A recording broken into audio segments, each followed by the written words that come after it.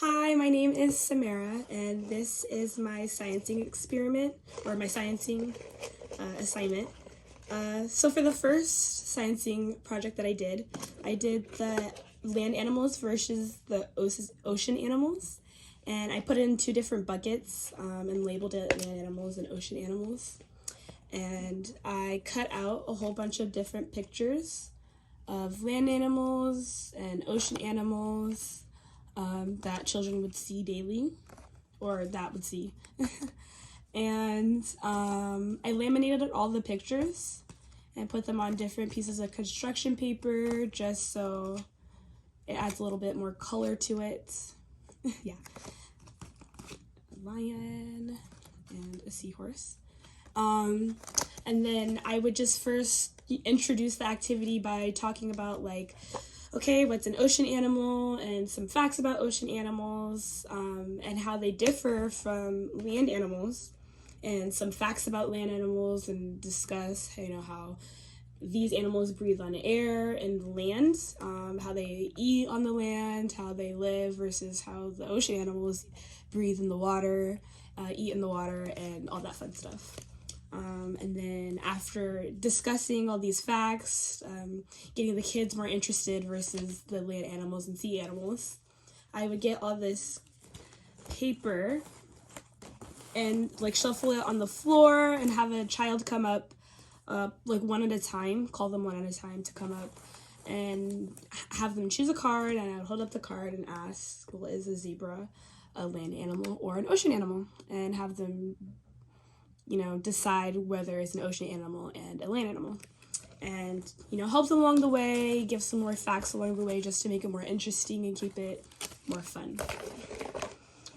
For my second sciencing experiment, I bought some animal toys, or some ocean animal toys, like the little plastic ones, just a whole variety of them. And I made this little box and added a little streamer for fun, just to make it a little more cute. And I cut a hole at the top for them to put their hands in, and it would be like, what is that animal? Or what do they see, or what's in the box? Sorry. So I would, turn the box around, again, discuss some ocean animals that they would see.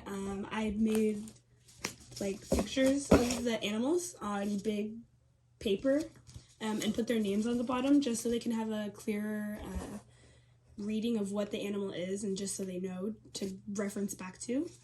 I put it on construction paper, a whole bunch of them, and discuss again all the animals in the ocean, some animals that they might find, ask them maybe what's your favorite ocean animal, and all that fun stuff. And then I would turn the box around, choose a quiet friend to come up to be able to guess what's in the box. And I would put an animal in the box, and I turn it around so the other friends could see, just to keep it a little secret. Maybe, I don't know, maybe I'll still have it facing the other child, or close the box, or have them blindfolded. But they would reach their hand in, feel around, and take a guess of what they feel, and they'd be like an octopus. And I have a picture of an octopus. I thought I did. Well, I would have a picture of an octopus printed up here and be like, yes, an octopus. Or a sea turtle, and show the picture of the sea turtle, and give more facts about the animal along the way as well. For my last experiment, I did blubber. It's more of a hands-on experiment for the children to come in and try. And I got a big bucket full of water, and it had ice in it, but the ice melted a little bit, so I would add more ice. And I got 2 Ziploc bags, and I got vegetable shortening.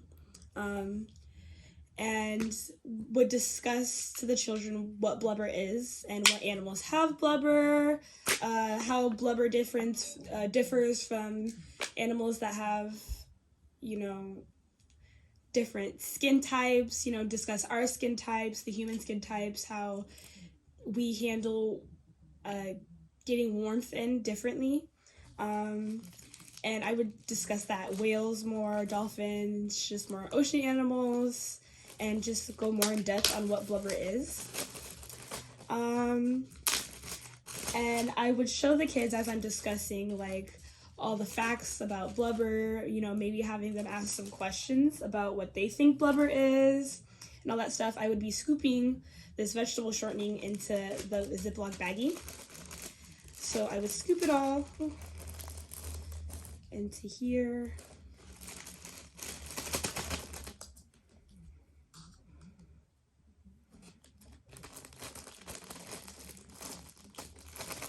Let me move this. Squish it into here. And make sure to wash my hands after, just so I don't get like any of this vegetable shortening on them, because we wouldn't want that. And have them wash their hands after they finish doing this experiment as well, just for the safety of it. That should be enough. Squish it all into the bag. And maybe even close the bag and have the children feel around on what the vegetable shortening feels like, and compare this to how blubber would feel like on a whale or a dolphin, and have them touch their own skin and feel how our skin differs from how this bag feels. So definitely go over their sensory with them. And I get this other plastic bag and push it into here.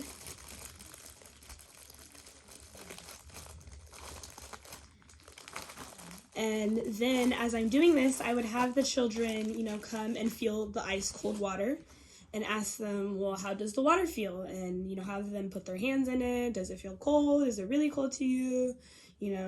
Have them more interested in what's going to happen. And then I would give them, call each child up one by one and have them put their hands in the bag and then put the bag with their hand in it into the water and ask them if they still feel the cold water. And you can't, because the vegetable shortening is so thick that it keeps the cold out.